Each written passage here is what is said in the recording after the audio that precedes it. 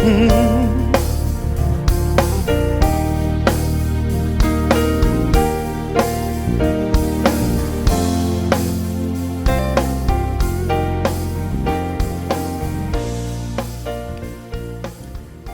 to Radio OPAC. Radio OPAC is a division of the Ohio Prison Arts Connection. OPAC connects people to the arts inside and outside of prison. My name is Catherine Roma, and I will be your host today. We welcome all of you, including our friends in correctional institutions in Ohio and beyond. And our DVDs are available of the shows, and the shows are also archived on YouTube. Our guest today is Michael Powell, aka Black. Please join me in welcoming Michael to Radio OPAC. Before we get going, let me remind you that there will be a live talkback following our 15-minute interview. The Zoom link will be posted in the comments section. Michael, it's so great to see you and be with you now. Likewise. So I know we've known each other for about 4 or 5 years, and you started singing as an amazing and wonderful baritone in Coogee Men's Chorus. Right. Everyone, Coogee Men's Chorus, Coogee stands for Coogee Jagalia, and that's the second principle of Kwanzaa. And it means self-determination. I will determine, we will determine who we are. So Michael, we've done some amazing work together. And so maybe you talk a little bit, you could start with maybe perhaps your role as Lafayette in Hamilton, your experience in the Theater of Conviction or with Healing Broken Circles. Yeah. So it's your choice to where you'd like to start. Yeah, well, I'll start with my role in Theater Conviction first, because that's how I came to like any form of acting.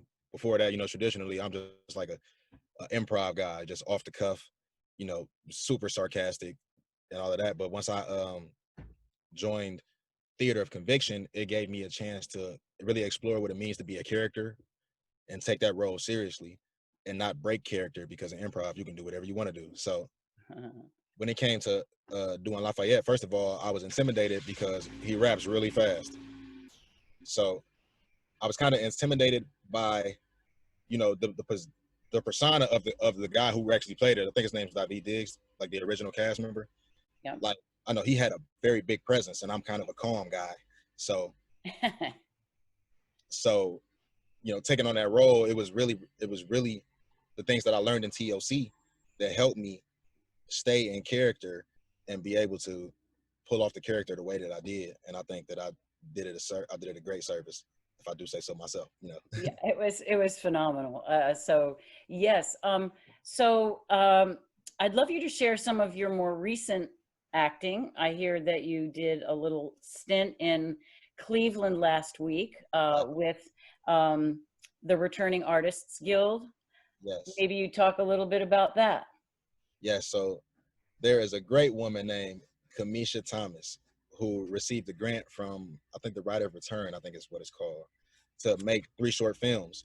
And I was one of the lucky people to be casted. Now, my role was small, but sometimes they say small roles make big impacts. So I like to feel like, I did something. But the location was in Cleveland, in this big warehouse, and it was interesting, first of all, to see somebody who's a real actor act, because the leading role guy, like you could tell that he had been acting for a long time. He was a real actor. And then little old me, who just had, a little bit of experience in a couple things, a couple plays and stuff like that under my belt. So I was able to soak up a lot of game from those guys, because they asked questions, and I'm not really into asking questions on set. I like to ask beforehand. He would stop in the middle of a scene, like, "Hey, is this okay?" And he would get the check-ins, and I was like, "Wow, that's powerful to feel like you got that agency within a character." Like that was interesting to see in real time. So yeah, I was only up there for 2 days, but the shoot lasted all week. And as I see videos and other things along there, her movie is called Silence is Consent, and I think it's gonna be great. Wow. So, I think that you were going back into Marion for a minute. There's an organization within called Healing Broken Circles. And I So, think that Theater of Conviction is connected with that. Coogie's not really necessarily, kind of it is and kind of it's not. But so maybe you could talk just a little bit about Healing Broken Circles, because you were working inside with that organization and now you're working on the outside. right. So Healing Broken Circles is a nonprofit organization, 501c3. And our mission, because I still currently work for Healing Broken Circles. I've been appointed director of outreach and new initiatives now. So my hard work in prison paid off when I got out here, which was great because I need a paycheck. But so the mission is, providing opportunities for us to heal, learn, and thrive for those touched by the justice system. And that's how I came to my big change in prison. Before I experienced a lot of stagnation because in prison, the life is so meh all the time. It's constantly the same. You fall into a routine and you become a victim of the routine. Mm-hmm. But once I got in touch with HBC, they provided so many different programs that I was able to explore the depths of myself in a way that I couldn't do had no one pushed me. I didn't necessarily feel like I needed that type of discovery. So through programs like Theater of Conviction and improv, where I got into improv and HBC, yoga, because who would have thought that I would have liked yoga, and then I was able to, get into a mentorship program called Hope that I ended up running for a while. And through those things, I was able to help not only myself discover who I am and who I eventually want to grow to be, I was able to do that for other people as well. And I think that's probably the most rewarding feeling, to know that your influence in somebody, even though my influence at one point was negative, has turned all the way around, and I've used that experience to transcend who I was before and also help someone else do it. Like, I think that's a very powerful thing. So I That was able is, to discover my voice and the narrative that I want to portray when I come out here, and I was able to live that once I returned to society. wow. That's beautiful. That's an incredible story right there. Thank you. So in case you're just joining us, we are Radio OPAC, and my guest is Michael Powell, also known as Black, a returning artist with great musical talent and acting gifts. We invite you to join us after this 15-minute interview for a live talkback with the Zoom link in the comment section. And I wonder if for a moment we could see a short section of a piece you did written by Guy Banks called Anyone Out There. Yeah. So you had a pretty short but really poignant rap in that piece, and I'd love everyone to see that. So this is where we'll drop that video in, and it's going to be amazing. And then about now is when we'll come back to you. Okay. Black, I know you've been writing songs for a while now, and that you've performed in Columbus and in Yellow Springs. Yeah. So please tell us about how songwriting fulfills and fuels your creative expression. Yeah. So, people who know me now would never believe it, but at one point in time, I was deathly shy. So in order for me to say what was on my mind, I used to just, write it down. And it just happened to come out in rhyme form. I'm a big music head of all genres, so I would just sit in my room or sit in class when I didn't pay attention in school and write songs. But as far as once I started taking it more seriously when I got to prison, because it was kind of like a journal. So I would all of my songs in the beginning were about the life that I lived before I got locked up and the glorification of me getting back to it, because I wanted to be in the streets. But then you grow up, you learn, you become different, you grow. And I started to notice that I couldn't even write those types of songs anymore. I couldn't write about the street life. I was so far removed from it. But I started writing about the angst of being in prison. I started writing about the things that brought me to prison. I started writing about love because that's what I was seeking at the time. I really just wanted someone to love and care for me. And at the time, it was very important to me for me to control the way that I wanted my voice to be heard. So I didn't want to misrepresent myself. So I ended up writing America's Nightmare because it was the life that I was looking out, and I was actually scared of going home because you see on the news that there are especially I was going back to Columbus, so I'm like, you know, they was calling Columbus at the time Columbus. Like there was like 100-something murders, homicides that year. The police, and we already know how crazy that relationship is between black men and the police, or just black people in general. Right. So I was actually afraid of going home at that time. Like I was like, I would rather stay here because I don't want to get out and be killed. So I wrote the song just as a reflection of like everything that you have come to know as a black man isn't me. I'm not that representation. I'm something different. Yeah, that was so powerful. It was so powerful to hear it and then to see you perform it in Yellow Springs last week. Yeah, that was And a so good many song. people made comments, you know, about how affecting it was for them to hear you and to see you. I didn't know that you actually had done that 4 years ago, but Yeah. wow.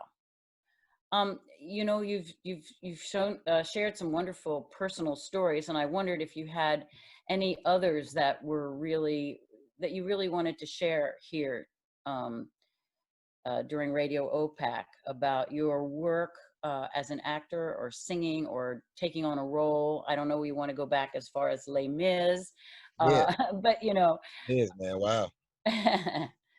So I learned something big that I still hold in my heart to this day from the transition of Les Mis to Hamilton.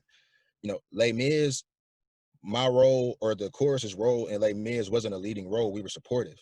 that's right. So the responsibility of singing back up to someone isn't as great as when you are thrust into the limelight, so to speak, and you have a leading role. And what I learned from that is that as a leader, or someone who is looked upon as someone who knows or has that influence, it's your responsibility to lift the people who don't necessarily have that same confidence up with you. I didn't have to do that at all in Les Mis. That was you. You were our uplifter. But as we went through, so, you know, we got to learn lines, and we had to learn notes, and there are, you know, different things that were involved, and there was a lot of rapping involved, and some people were actually really scared, really nervous to be seen that way. And you know, I'm a results guy, so I was like, at first I was like, hey man, get these lines right, guy, come on now, get these lines right. But as I seen, it was actually Tron who pulled me to the side and was like, man, since you have your role pretty much down, why aren't you helping someone else get theirs? And I'm like, because it's not my responsibility, Tron. And he's like, it's all of our responsibility. Wow. And I looked at him, right, and he was like, when you needed help with yours, I helped you, right? And I was like, yeah, but I asked. He was like, well, sometimes people need that push. You don't have to always ask. You shouldn't wait to help if you can help just because no one spoke up. And that resonates with me so much now with the work that I'm doing with HBC.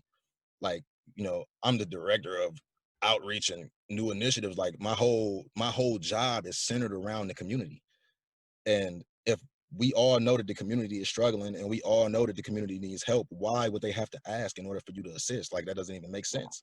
Yeah. You know, so that lesson just in music and acting helped me perform in life better, in my job and in my capacity with my family. Wow, that is incredible. And I can see that. I can see Tron also saying that to you. You Yeah. know, that's a role he played, which was so very important. Wow. Well, before we get to our moment of reflection, next week's guests will be Ethan Hurd and Dan Schlossberg from Heartbeat Opera in New York City, talking about their groundbreaking work inviting 6 prison choirs to sing the Prisoner's Chorus from Beethoven's opera Fidelio, including our 3 choruses here in Ohio, including Coogee Men's Chorus. Mhm. Each week on Radio OPAC, we have a moment of reflection because we know these engaged art projects and performances capture transformative experiences and lift our spirits and touch us in powerful ways to enliven our days. Today, Michael will share some of his recent performance. Do you want to say a little something about what we're about to hear? Yeah. So the song at the time I thought would be something as it would stand just at that time, but it's been so ridiculous to me that song means now a little more to me today than it did back then. So I hope everybody enjoys it. Um, it was painful to write, but at the same time, I think it was needed. America's Nightmare by Michael Powell.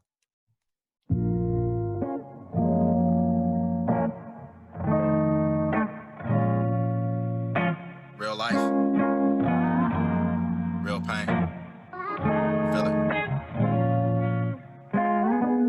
everybody round my way ain't no killer. And I ain't come from a lot of drug dealers. Ain't nobody in my family a dope fiend. I ain't grew up eating chicken every damn dinner. Even though I grew up on welfare, does that mean that nobody else should care? When you look at me, please do not be scared. I'm just a man, not America's nightmare.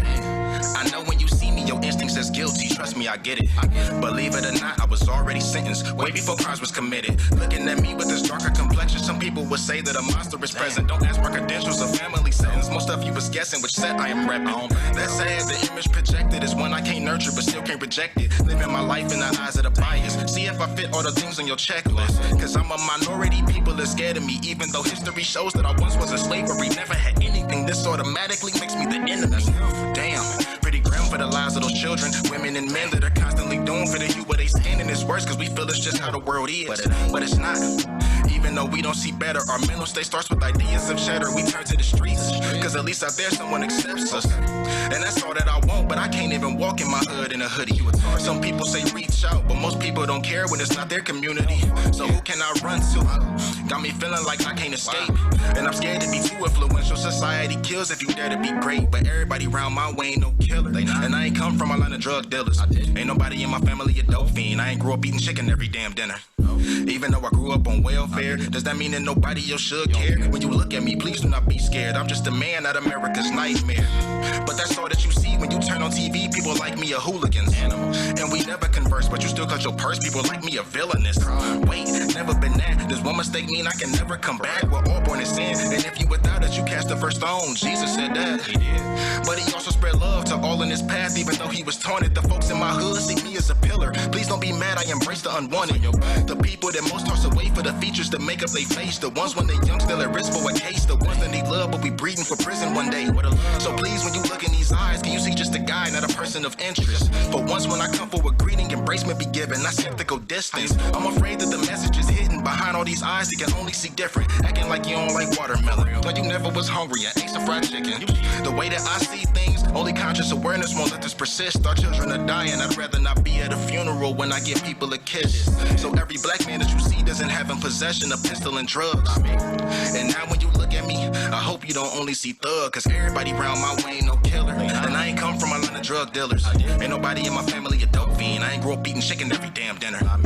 Even though I grew up on welfare, does that mean that nobody else should care? When you look at me, please do not be scared. I'm just a man, not America's nightmare. Just a man, y'all.